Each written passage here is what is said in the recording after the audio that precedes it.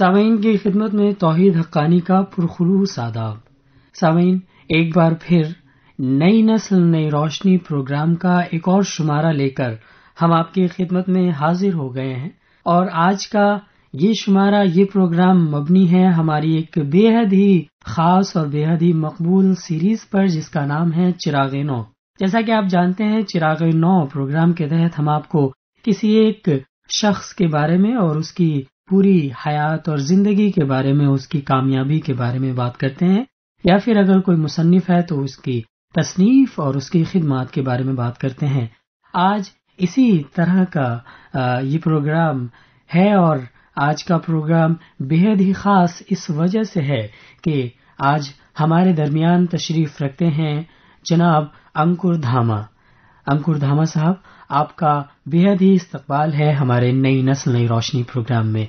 समय मैं आपको बता दूं कि अंकुर धामा एक पैरालंपिक खिलाड़ी हैं। आप ब्लाइंड हैं और इसके बावजूद आपने खेल के शोबे में जो मकाम हासिल किया है वो बेहद ही खास है और आपको पिछले साल अर्जुन अवार्ड से सरफराज किया गया। तो आज के चिरागे नौ प्रोग्राम में हम जनाब अंकुर धामा से उनकी पूरी जिंदगी अब तक की जो है और जो कामयाबी इन्होंने हासिल की है उन पर बात करेंगे एक एक कर। तो अंकुर धामा साहब, सबसे पहले हम चाहेंगे कि आप हमारे सामीन को जो हमें इस वक्त सुन रहे हैं उनको आप अपने बारे में बताएं कि किस तरह से आप की परवरिश हुई और यहाँ तक जो आप पहुंचे हैं उनमें किन किन चीजों का अहम रोल रहा। जो मेरी जीवन अभी तक यात्रा है उसके बारे में बताऊं। मैं 1994 में पैदा हुआ एक सामान्य किसान परिवार में। उसके बाद मेरे माता पिता को ये पता चला, मेरी आंखों में परेशानी आई, तो उन्होंने एडमिशन कराया JPM senior secondary school for the blind, जो कि दिल्ली में स्थित है। वहां पर मैंने पढ़ना लिखना शुरू किया 2002 से। तब मैं समझ पाया कि ब्लाइंड स्टूडेंट्स पढ़ सकते हैं और उसी समय मेरे को साथ ही साथ पता चला कि खेल भी सकते हैं और जीवन के वह सभी काम कर सकते हैं एक जो सामान्य व्यक्ति करते हैं। तो मैं बीच में आपको यहाँ पर रोकना चाहूंगा। आप बचपन से ब्लाइंड नहीं थे, पैदाइशी मतलब, तो ये किसी खास वजह से आंखों की रोशनी जाती रही, ये अगर आप बता सके। जब मैं 5 से 6 साल का था जी, तब ये समस्या पैदा हुई।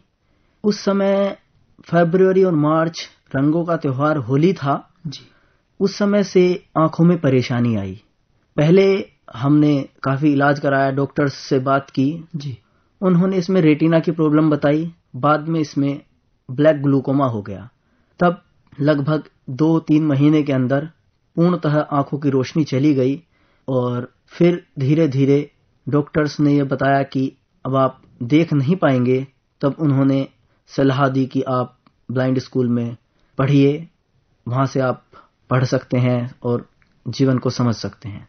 तो क्या उस वक्त रिकवरी का कोई ऑप्शन था या फिर बिल्कुल ही कोई मतलब तरीका नहीं था रोशनी को दोबारा वापस लाने का? डॉक्टर्स ने अपने प्रयास किए जी। लगभग छोटे बड़े मिलाकर आंखों के 10 के आसपास ऑपरेशन हुए जी। पर उनमें कुछ समय की क्षणिक कामयाबी मिलती थी, लेकिन वो लंबे समय तक कारगर नहीं रही और धीरे धीरे रोशनी दोबारा गायब हो जाती थी। जी, लेकिन देखिए, हम बेहद ही खुशकिस्मत हैं कि रोशनी न होने के बावजूद आपने खेल के शोबे में तमाम चीजें और जो मकाम हासिल किया है वो अपने आप में एक फख्र की बात है। हम स्कूल तक थे और एजुकेशन की अगर हम आपकी बात करें कि आपने कहा कि आंखें न होने के बावजूद एक शख्स पढ़ भी सकता है और खेल भी सकता है, तो हम इस हवाले से बात करेंगे कि आपने तालीम कैसे जारी रखी और खेलों की तरफ आप किस तरह आए। जब पहल में जेपीएम स्कूल में पढ़ने गया जी, वहां पर हमें बताया गया कि एक ब्रेल लिपि है जिससे दृष्टिबाधित लोग पढ़ते हैं। उसके माध्यम से मैंने अपनी पूरी पढ़ाई की। 2002 से 2013 के समयावधि में वहां पर स्कूलिंग पूरी हुई। 12वीं कक्षा तक मेरी 2013 में कंप्लीट हुई जी। उसके बाद मैंने दिल्ली के प्रतिष्ठित सेंट स्टीफेंस कॉलेज में इतिहास से अपना स्नातक पूरा किया ये मेरी एक बेसिक तालीम रही। जी साथ साथ मेरा जो खेलों में रुझान है जी। वो 2003-2004 से ही बढ़ने लगा था। तकरीबन 15 साल की आपकी खेलों की जिंदगी है।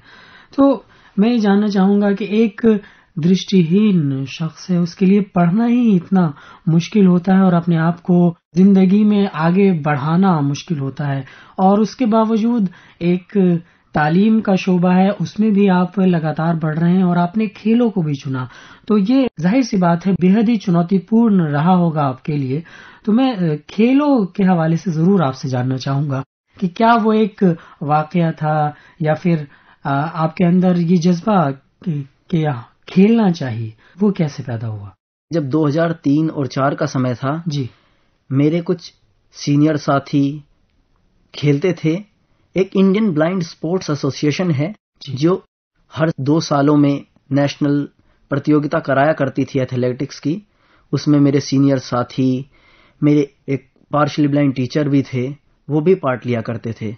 और साथ ही साथ जो घर का माहौल था वो भी कहीं ना कहीं स्पोर्ट्स को बढ़ावा देने वाला था, क्योंकि मेरी बहन भी ऑल इंडिया यूनिवर्सिटी तक खेली हैं और मुझे कहीं ना कहीं उन सब से प्रेरणा मिलती थी कि जब ये कर सकते हैं, ये खेल सकते हैं, तो मैं क्यों नहीं खेल सकता। जी बिल्कुल सही कहा आपने।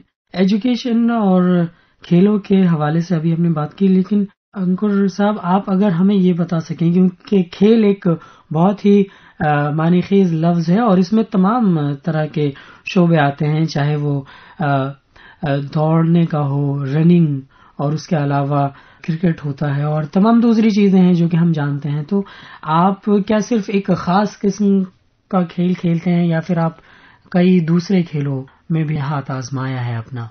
मुख्य रूप से मैं एथलेटिक्स करता हूं, उसमें भी मध्यम और दूरी गति की रेस यानी मिडिल और लॉन्ग डिस्टेंस जी।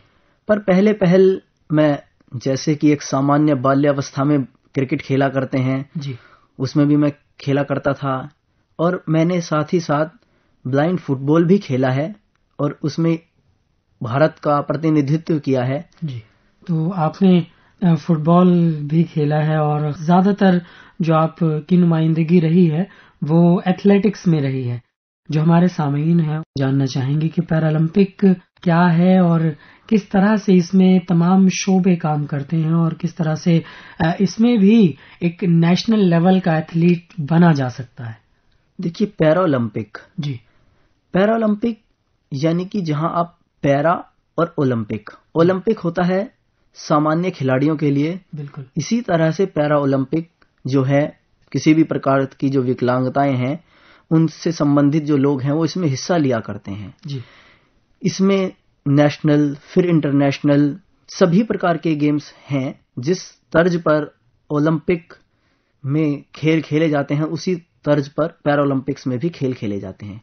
लेकिन समझना ये होगा कि अगर पैरालंपिक और ओलंपिक में अंतर क्या है। यहां पर विकलांग साथी लोग खेलते हैं, विकलांगताएं भी भिन्न भिन्न प्रकार की हैं जी। किसी में हाथ पैर से संबंधित विकलांगता है, जैसे मेरे को दृष्टि से संबंधित मेरी आंखों में परेशानी है, ये एक समस्या है। तो इस तरह इनमें विभाजन किया जाता है कि किस तरह से वर्ग विभाजित होगा। ब्लाइंड एथलीट्स के साथ प्रतियोगिता करेंगे जी। और तमाम जो विकलांगताएं हैं उनको चिन्हित कर कर उनका प्रतियोगिता एक साथ होगी। अगर हम आपसे किसी खास शोबे की बात करें, मतलब कोई खास डिपार्टमेंट पैरालंपिक को ऑर्गेनाइज कराता है या फिर किस तरह कराता है, इस हवाले से अगर आप हमें बता सकें बात। हाँ, पैरालंपिक को जो कराने का हिंदुस्तान में है जी। वो पैरालंपिक कमेटी ऑफ इंडिया है जी। जो सभी खेलों को देखती है जो संबंधित हैं पैरा एथलीट्स हैं उनसे। इसमें स्टेट लेवल, फिर नेशनल चैंपियनशिप, फिर अंतर्राष्ट्रीय खेलों में भाग लिया जाता है जी। जैसे आप बात कर रहे थे कि इस खास तर्ज पर, यह बात सही है कि सुविधाएं और सामान्य और विकलांग खिलाड़ियों में अंतर है जी।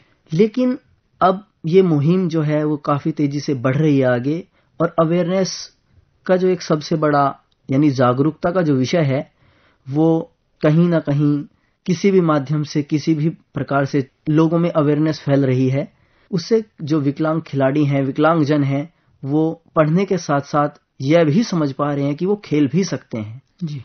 और पैरालंपिक कमेटी ऑफ इंडिया को भारत सरकार का पूर्ण सहयोग है। जितनी भी आजकल सामान्य खिलाड़ियों को जो सुविधाएं दी जा रही हैं, वो सभी विकलांग खिलाड़ियों के लिए भी दी जा रही हैं। अगर निकट में ही एक टारगेट ओलंपिक पोडियम स्कीम है जी, उसमें भी अभी 12 खिलाड़ियों को शामिल किया गया है जो पैरा स्पोर्ट्स से संबंधित हैं। उसमें खिलाड़ियों का प्रशिक्षण, खिलाड़ियों को पॉकेट मनी देने का और खिलाड़ी चाहे देश में चाहे विदेश में कहीं पर भी अपना प्रशिक्षण कर सकते हैं, ऐसी सुविधाएं उन्हें दी जा रही हैं।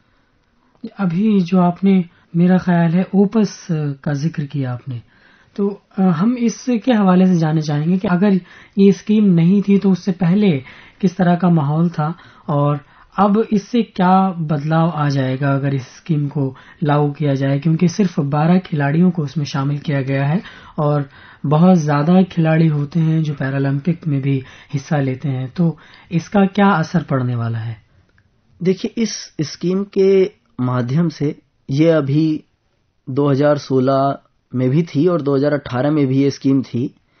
इससे भारत के, देखिए, अगर 2014 में अगर मैं बात करूं, पैरा एशियन गेम्स में लगभग 33 पदक थे जी, लेकिन इसकी संख्या बढ़कर 2018 इंडोनेशिया जो पैरा एशियन गेम्स हुए उसमें लगभग 70 से अधिक भारत ने पदक हासिल किए जी। उसमें भी खिलाड़ियों को टॉप्स में शामिल किया गया, तो इसका बहुत फायदा है। और साथ ही साथ ये एक खिलाड़ियों को फायदा नहीं है, इससे एक जागरूकता बढ़ती है। खिलाड़ियों को ये लगता है कि सरकार जो है मददगार है, सरकार खिलाड़ियों के लिए काम कर रही है। जो आने वाले लोग हैं वो इसे देखकर काफी प्रेरित होते हैं और अपना भविष्य वो कहीं ना कहीं खेलों में देख रहे हैं। विकलांग खिलाड़ी भी इस मुहिम से विकलांग खिलाड़ियों के लिए ये एक, मैं कहूं कि वरदान साबित हुई है, क्योंकि एक उनमें प्रेरणा का भाव बढ़ा है और ये एक बड़ी बात है। जी, बिल्कुल सही कहा आपने और हमें उम्मीद है कि जो स्कीम है इससे और ज्यादा फायदा पहुंचे और ज्यादा से ज्यादा जो पैरालंपिक खिलाड़ी हैं फायदा हासिल कर सकें। हम ये देख रहे हैं हाल फिलहाल में कुछ सालों में कि जो हमारी हुकूमत है हिंदुस्तान की, वो खेलों को ज्यादा तरजीह दे रही है और खेलो इंडिया के हवाले से बात होती है और हुकूमत देखती है। लेकिन एक बात ये भी कही जाती है कि एक खास खेल को हिंदुस्तान में ज्यादा अहमियत दी जाती है बनिस्बत दूसरे खेलों के। तो आप इसमें पैरालंपिक को किस तरह देखते हैं? नहीं, मैं आपकी इस बात से पूरा इत्तेफाक रखता हूं जी, कि भारत में विशेष खेलों पर कुछ खास किस्म के खेल हैं जिन पर ज्यादा तरजीह दी जाती है जी, लेकिन पिछले कुछ समय से सरकार का रवैया बदला है और गवर्नमेंट्स की जो नीतियां हैं वो इस तरह की हैं कि खास किस्म के खेलों को ना देखते हुए जितने जमीनी स्तर या मैं कहूं कि जो एक आम जनता तक पहुंच में जो खेल हैं जिनमें ज्यादा मनी की जरूरत नहीं पड़ती, पैसे की जरूरत आवश्यकता नहीं है जी, उन खेलों पर भी काफी काम किया जा रहा है। खेलो इंडिया उसकी एक मुहिम है। साथ ही साथ पैरा स्पोर्ट्स में भी पिछले लगभग 5-6 सालों में काफी परिवर्तन देखने को मिल रहा है जी, क्योंकि चाहे भारत सरकार हो चाहे भारत में जितने राज्य हैं उनकी सरकारें काफी काम कर रही हैं। इक्वल ट्रीटमेंट बहुत हद तक अब मिल रहा है जी। हम उम्मीद करेंगे आगे इसी तरह का ट्रीटमेंट मिले जिससे जो पैरा स्पोर्ट्स है वो और डेवलप हो, क्योंकि अगर भारत में विकलांगता का दर देखा जाए तो वो काफी ज्यादा है जी, तो ऐसे में हमारे मेडल्स की संख्या अभी कम है जी।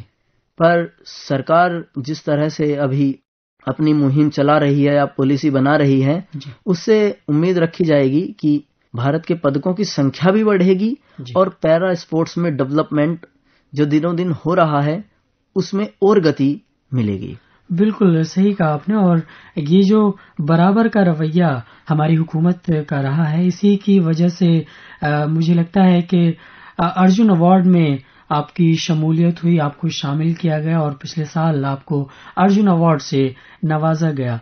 तो इसके बारे में भी हम जानना चाहेंगे और हमारे जो सामीन हैं वो भी जानना चाहेंगे कि ये अर्जुन अवार्ड क्या है और किस तरह दिया जाता है ये अर्जुन अवार्ड, और आपको ये अर्जुन अवार्ड मिला तो आपकी किस खिदमत के एतराफ के सिलसिले में ये आपको दिया गया। अर्जुन अवार्ड खेलों में बहुत ही प्रतिष्ठित एक पुरस्कार है जी, जो दिया जाता है हमारे प्रदर्शन को देखते हुए, हमारी जो पिछले 3 से 4 वर्षों की हमारे खेलों का जो प्रदर्शन है उसको देखते हुए कि आपका इन गत समय में प्रदर्शन कैसा रहा, आपका व्यवहार अनुशासन किस तरह का था, इस सब मापदंड को लेकर ये पुरस्कार दिया जाता है। जो मेरे को मुख्य रूप से ये पुरस्कार जो मिला है, ये मेरे 2014 पैरा एशियन गेम्स, जहां मैंने 1 सिल्वर और 2 ब्रॉन्ज मेडल जीते, क्रमशः 800, 1500 व 5000 मीटर में, उसको देखते हुए, और साथ ही साथ 2016 पैरालंपिक्स जो रियो में हुए थे जी, उसमें मैं पहला दृष्टिहीन भारतीय था जिसने भारत का प्रतिनिधित्व किया था पैरालंपिक्स में। तो इन सब प्रदर्शन के आधार पर भारत सरकार ने इस सम्मान से मुझे नवाजा पिछले वर्ष। तो मैं उस सम्मान को लेकर काफी प्रसन्न हूं और साथ ही साथ उम्मीद यह भी रख रहा हूं कि आने वाले समय में जो अभी यह पुरस्कार 1 से 2 पैरा एथलीट्स को दिया जाता है जी, ये इनकी संख्या और बढ़ेगी, क्योंकि पैरा एथलीट्स काफी अच्छा योगदान दे रहे हैं देश के लिए। जी बिल्कुल सही कहा आपने, और ये भी हमारे लिए फख्र की बात है कि पैरालंपिक जो रियो में हुआ उसमें आपने हमारे हिंदुस्तान को रिप्रेजेंट किया। सामीन, ये गुफ्तगू चलती रहेगी, लेकिन हम चाहते हैं ये गुफ्तगू आगे बढ़े उससे पहले आपको एक बेहद ही खूबसूरत गजल सुनवाई जाए। पहले तो अपने दिल की रजा जान जाइए, फिर जो निगाह यार कहे मान जाइए। पहले तो अपने दिल की रजा जान जाइए, पहले मिजाज राह गुजर जान जाइए, फिर कर दे राह जो भी कहे मान जाइए। पहले मिजाज राह गुजर जान जाइए।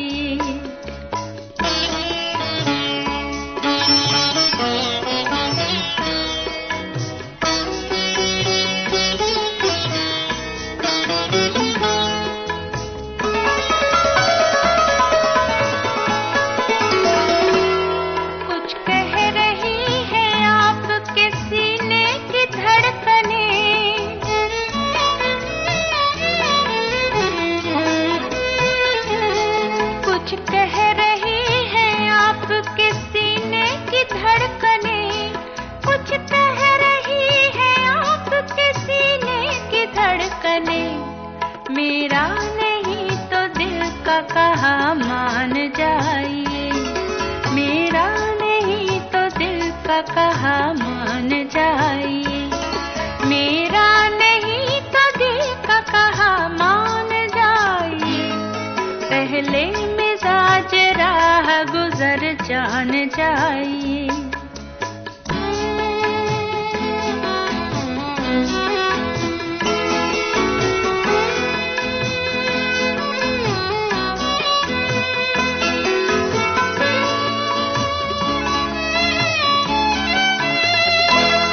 एक धूप सी जमी है निगाहों के आसपास,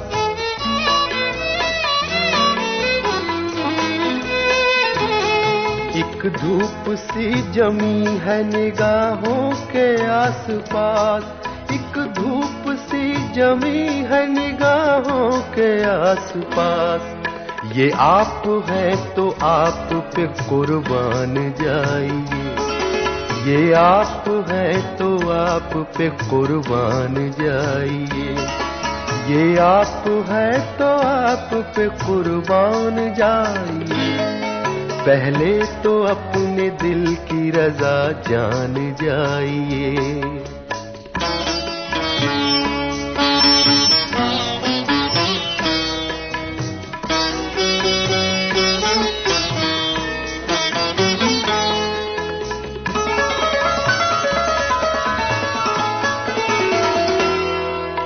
शायद हुजूर से कोई निस्बत हमें भी हो,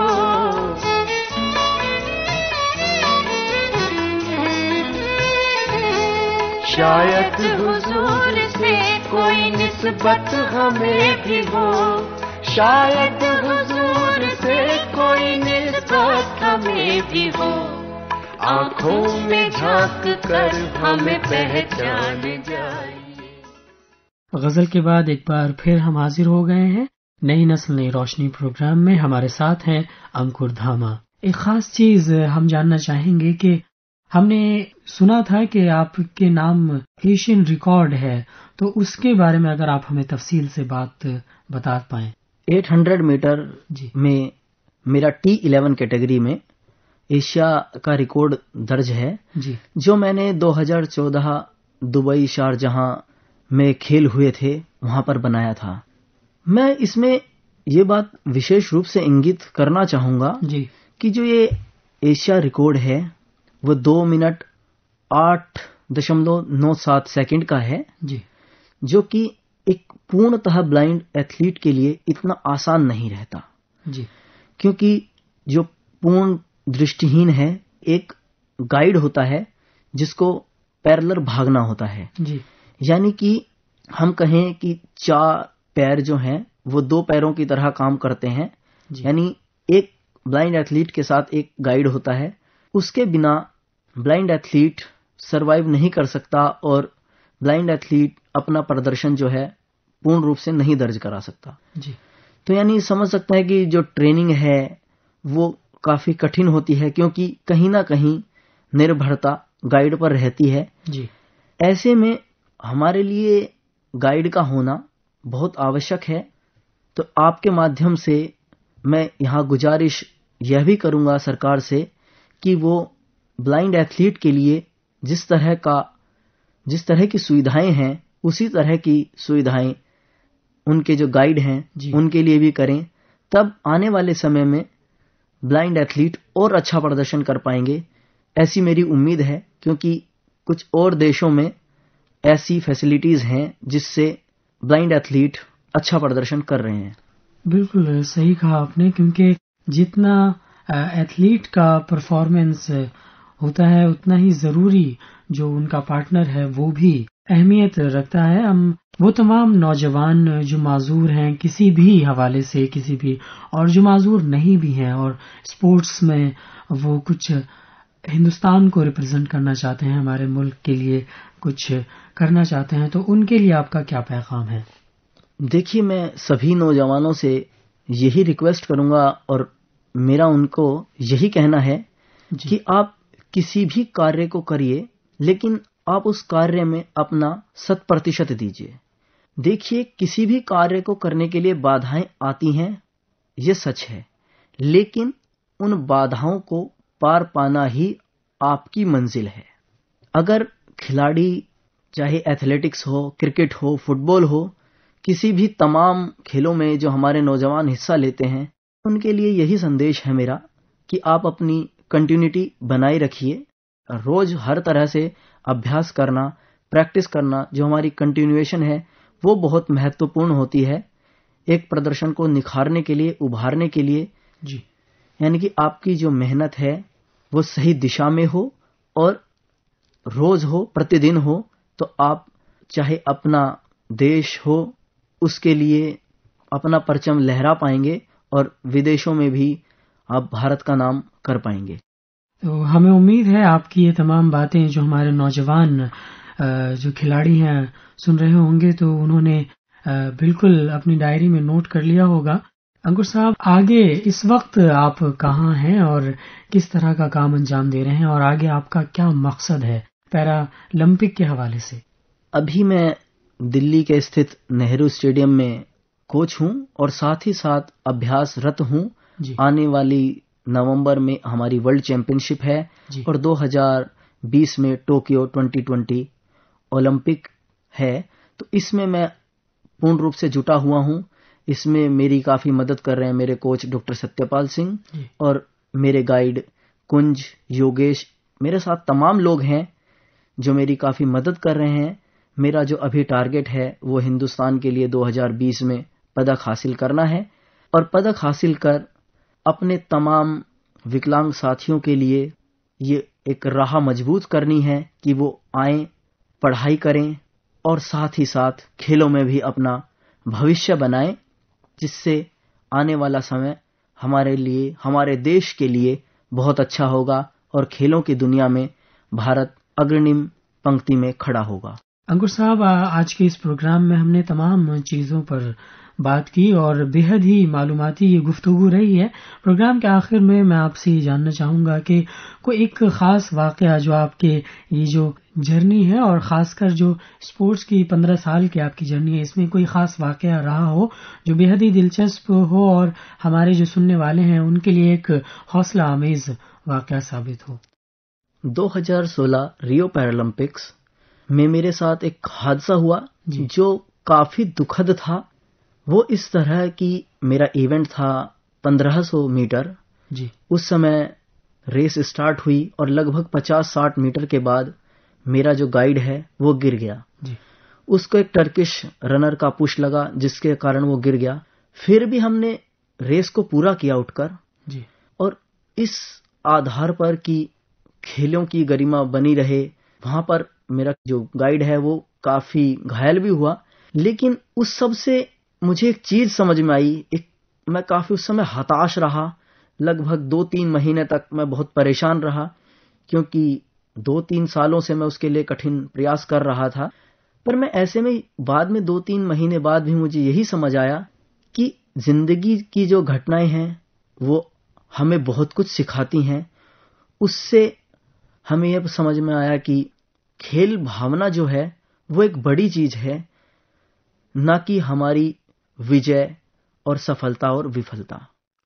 इस बात पर मेरा ध्यान थोड़ा 2-3 महीने बाद ही गया क्योंकि हालांकि मेरे लिए वो बहुत बड़ी घटना थी क्योंकि उससे भविष्य में काफी बदलाव आने वाला था। लेकिन मैं इससे भी यह सीख मिली कि परेशानियों को पार करना जो है वो जिंदगी का एक मकसद है और मैं इसी तर्ज पर अब काम भी करता हूं कि जितनी बाधाएं अगर हमारे और आपके दरमियान या किसी के लिए भी पैदा होती हैं तो कहीं ना कहीं अगर आप उस बाधा को पाते हो, पार करते हो, तो आने वाला भविष्य और सुंदर और सुखद होगा। बिल्कुल सही कहा आपने। दुश्वारियां हमेशा आती हैं और उन दुश्वारियों को पार करने के बाद अगर मंजिल पाई जाए तो वो ज्यादा खुशाइंद होती है और खुशी देती है। तो सामीन, ये था आज का हमारा नई नस्ल नई रोशनी प्रोग्राम और इस प्रोग्राम में हमारा चिरागे नौ का ये एक और शुमारा और इसमें हम बात कर रहे थे जनाब अंकुर धामा से जो अर्जुन अवार्डी हैं और पैरालंपिक में हिंदुस्तान को मुख्तलिफ मुल्कों में रिप्रेजेंट करते हैं, वो हिंदुस्तान की नुमाइंदगी करते हैं। तो इसी के साथ आज का ये प्रोग्राम अपने मेजबान तौहीद हक्कानी को यहीं खत्म करने की दीजिए इजाजत। अगले हफ्ते एक और प्रोग्राम लेकर हम आपकी खिदमत में हाजिर होंगे, लेकिन उससे पहले हम आपको बता दें कि जितने आप हमारे प्रोग्राम सुनते हैं उसके हवाले से आप हमें अपने तासुरात और अपने ख्यालात भेज सकते हैं। हमारा पता है, प्रोग्राम का नाम नई नस्ल नई रोशनी, आकाशवाणी भवन, पार्लियामेंट स्ट्रीट, नई दिल्ली 110001, पोस्ट बॉक्स नंबर 500। इसके अलावा आप अपने तासुरात हमें ईमेल के जरिए भी भेज सकते हैं। हमारी ईमेल आईडी है urduservice@gmail.com। तो आज का प्रोग्राम यहीं खत्म होता है। खुदा हाफिज।